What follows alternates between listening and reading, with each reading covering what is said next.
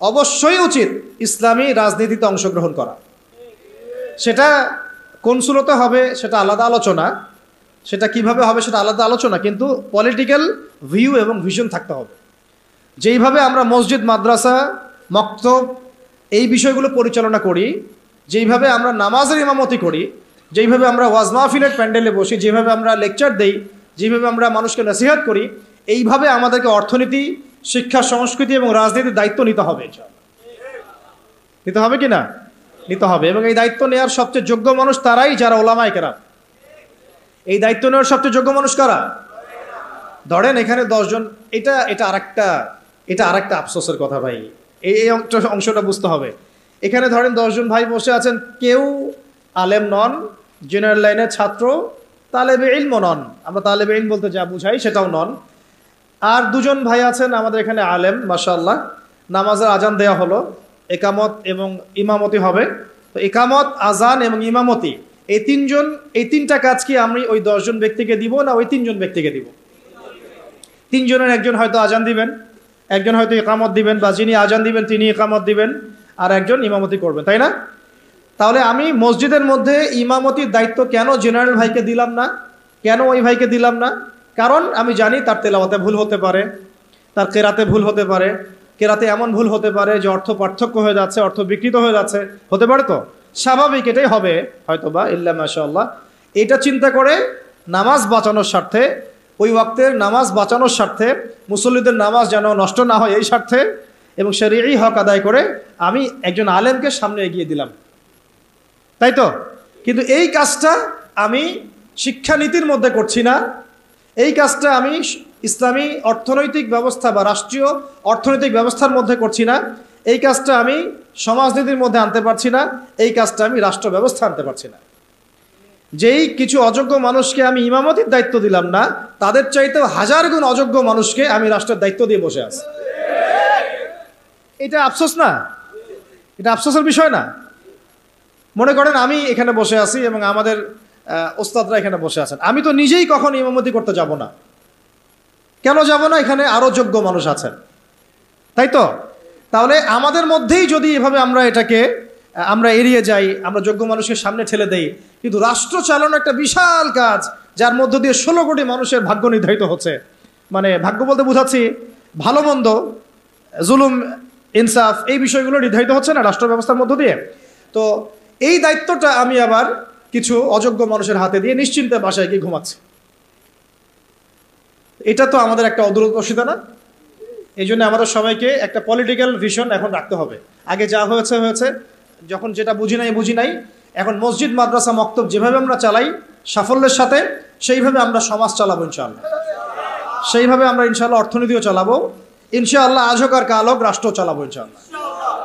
এবং আমরা আমাদের তরুণ ভাইদেরকে সাথে নিব, প্রতিভাবান ভাইদেরকে সাথে নিব, তুল্লাবদেরকে সাথে নিব, যারা সাহসী তাদেরকে সাথে নিব। আমাদের মধ্যে যারা অমুসলিম কিন্তু আবু তালেবের মতো আমাদের কাছে ওই ভূমিকা রাখবে, প্রয়োজনে সেই মানুষদেরকে আমরা স্পেস দিব ইনশাআল্লাহ। আবু তালেব আমাদেরকে সাহায্য করেন নাই মক্কায়? করেছেন কিনা? তো যদি অমুসলিমও হয় কিন্তু আবু তালেবের মতো হয়, কোনো সমস্যা নাই। কিন্তু অমুসলিম হয়ে যদি আবু জেহেলের মতো হয়, সমস্যা আছে। কথা বুঝতে পারছি? তাহলে ইসলামী রাষ্ট্র ব্যবস্থা নতুন কোনো কনসেপ্ট নয়, বরং এটা একটা প্রাচীন কনসেপ্ট। সভ্যতা শুরুই হয়েছে একজন খলিফা দ্বারা, সুবহানাল্লাহ। আর এই মানব সভ্যতার শেষও হবে একজন ইমামুন আদিল খলিফার হাতে। তিনি কে? ইমামুল মাহদি এবং ঈসা আলাইহিস সালাম। তাহলে সভ্যতা শুরু হলো ইসলাম দিয়ে, সভ্যতা শুরু হলো খিলাফা দিয়ে, সভ্যতা শুরু হলো শরিয়া আইন দিয়ে, আর শেষও হচ্ছে একজন ইমামের হাতে, একজন নবীর হাতে এবং ইসলামী খেলাফতের হাতে, তাই না? আপনারা তো জানেনই, এটা তো আমি নতুন করে আর বলার দরকার নাই যে শেষ জামানা ঈসা আলাইহিস সালাম আসবেন। জানেন না এগুলা? তিনি 40 বছর বিশ্ব শাসন করবেন। তিনি কি বিশ্ব শাসন করতে গিয়ে জাতিসংঘের কাছে গিয়ে বলবেন আমাকে ফিলিস্তিনের রাষ্ট্র ব্যবস্থার অনুমোদন দেন, ছাড়পত্র দেন? ওই জাতিসংঘ যদি তাকে বাধা দিতে আসে, পুরো জাতিসংঘের সাথে উনি জিহাদ ঘোষণা করবেন। তিনি কি IMF এর কাছে গিয়ে বলবেন আমাকে ডলার দেন, লোন দেন? আপনাদের কি মনে হয়? তো এই বিষয়গুলো সামনে আসছে। বিশ্ব ব্যবস্থার গন্তব্য হচ্ছে ইসলামী খেলাফা। এই বিশ্বের গন্তব্য কি? আস্তে আস্তে আবারও ইসলামী খেলাফার দিকে আসবে। নবুয়তের আদলে খেলাফা আসবে, আবার নবুয়তের আদলে খেলাফা আসবে ইনশাআল্লাহ। এখন আমরা জানলাম যে খেলাফা দিয়েই শুরু হয়েছে, খিলাফা দিয়েই শেষ হবে, তাহলে ভাই আমরা মাঝখানে কি করতেছি?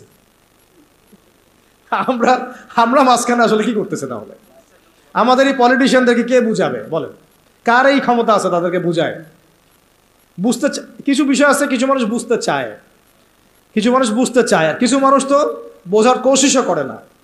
কিছু আছে অবুঝ, যাদেরকে বুঝানো যায়, আর কিছু না বুঝ, যতই বুঝান বুঝবে না। এটা কি বলা হয়? এটাকে বলা হয় না বুঝ, কখনোই বুঝবে না। সুম্মুন বুকমুন উমিয়ুন ফাহুম লা ইয়ারজিউন, এরকম আর কি। এর কথা হচ্ছে দাওয়াত তো দিতে হবে আমাদেরকে, বুঝুক আর না বুঝুক আমরা কি করব? দাওয়াত দিব। নবী সাল্লাল্লাহু আলাইহি ওয়াসাল্লাম আবু জেহেল আবু লাহাবদেরকে দাওয়াত দিয়েছেন না? উতবা শাইবাদেরকে দাওয়াত দিয়েছেন না?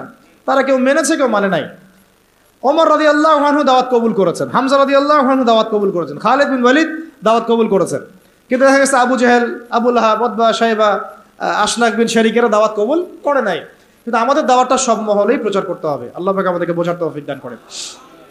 শুধু পলিটিশিয়ান না, বরং প্রশাসনে যারা আছি আমরা, প্রশাসনে যারা আছেন, গোয়েন্দা সংস্থা যারা আছে, যারা আপনার বুদ্ধিজীবী বলে দাবি করেন নিজেদেরকে, যারা শিক্ষক আছেন, যারা গার্মেন্টস সেক্টরে আছেন, ছাত্র ভাইরা, আওয়ামরা, নারীরা, সবার মধ্যেই দাওয়াতটা দিতে হবে। শুধুমাত্র আমাদের দাড়ি টুপিওয়ালা মানুষদের মধ্যেই দাওয়াতটাকে সীমাবদ্ধ রাখলে কিন্তু চলবে না, কারণ তারাও সমাজের একটা বড় অংশ। তাদেরকে বাদ দিয়ে কিন্তু আমরা কাজ করতে পারছি না। আল্লাহ পাক আমাদের সব মহলে দাওয়াতের কাজ করার তৌফিক দান করেন। ধরেন আমাদের সামরিক কোনো প্রশিক্ষণ নাই, আছে? নাই। কিন্তু আমাদের আর্মি অফিসার ভাইদেরকে যদি আমরা দাওয়াত দিয়ে তাওহীদ বুঝাতে পারি, রিসালাত বুঝাতে পারি, আখিরাত চেনাতে পারি, আল্লাহ পাকের শরিয়া আইন, ইসলামী রাষ্ট্রের গুরুত্ব, এই তাগুত, এই কুফর, শিরক, নেফাক, এগুলো স্পষ্ট করতে পারি, জিহাদ তো তারাই করবে ইনশাআল্লাহ, তাই না? প্রশিক্ষণ তাদের আছে, তাদের ওই যোগ্যতা আছে, তাদের সেই ম্যাচুরিটি আছে, তাদের বিচক্ষণতা আছে, দেখবেন তারাই আমাদের চেয়ে ভালো যুদ্ধ করতে পারবে। তাহলে যদি আমরা আজ হোক আর কাল হোক, আল্লাহ জানেন ভালো, আমরা জানি না, যদি কোনো কুফার শক্তির সাথে আমাদের কখনো কনফ্লিক্ট হয়, তাহলে সামনে কারা থাকবে? তাদেরকেই তো রাখতে হবে। এই জন্য দাওয়াত তাদেরকেও দিতে হবে অবশ্যই। এই দাওয়াতটা আমাদের একটু ঘাটতি হয়ে গেছে বলে আমি মনে করি। অনেক ওলামায়ে কেরাম একমত হন যে আসলে সব মহলে দাওয়াতটা এইভাবে প্রচার হচ্ছে না। আমরা চিন্তাটা তো এমন থাকা উচিত যে গুম হয়ে গেলেও আমি ওই সেলে বসেও দাওয়াতের কাজ করব, জেলখানায় চলে গেলে ওখানেও আমি দাওয়াতের কাজ করব। এটাও সুন্নাহ, তো এটাও তো সুন্নাহ। মানে এভাবে দাওয়াতি কাজ করলে অনেক ফলাফল হয়, ফলাফল আসে। এখন বাংলাদেশে বহু আর্মি অফিসার